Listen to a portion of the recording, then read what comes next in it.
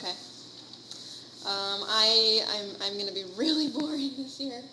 I haven't gone out for Halloween in years.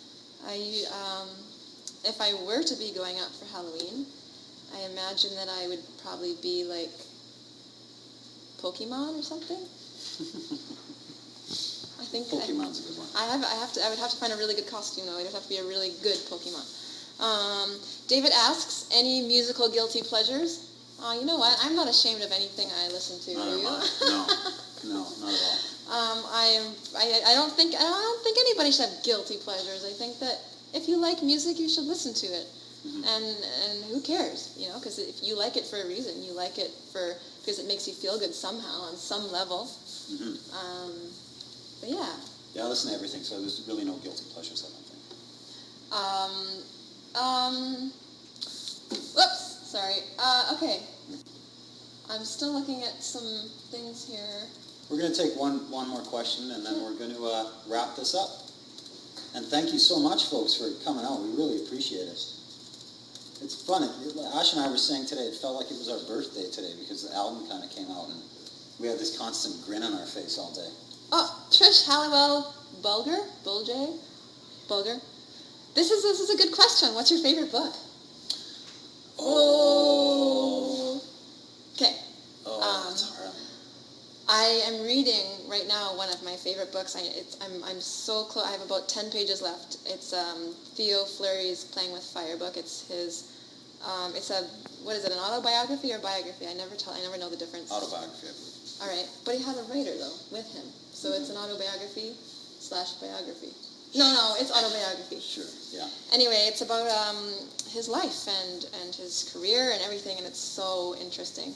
But before I read that, my favorite book it's still one of my favorite books. My favorite author is Chuck Palahniuk, and he wrote a book called Invisible Monsters. And that's my favorite. He also wrote Fight Club and all those kinds. So I really like books, and movies too, where it's not easy.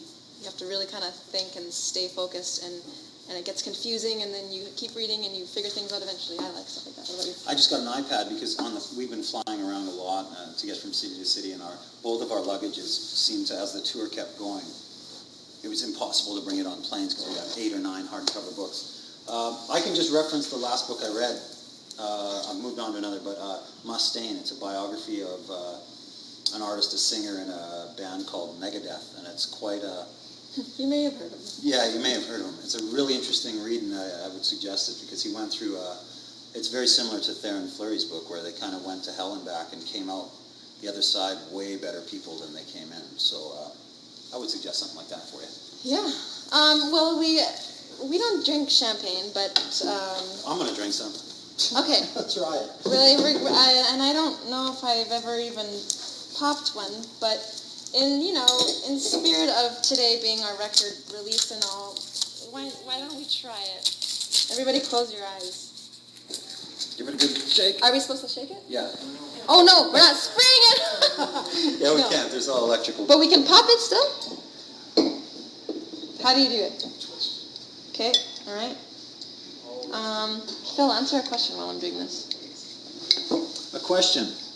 How was performing with late Sarah and Rest at Lilith?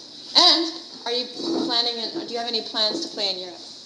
We'd love to play in Europe, and that's certainly a goal, a long-time goal of Ash and I's, to get a record out in Europe, in the UK, and tour, because that's where our main base of influences are from.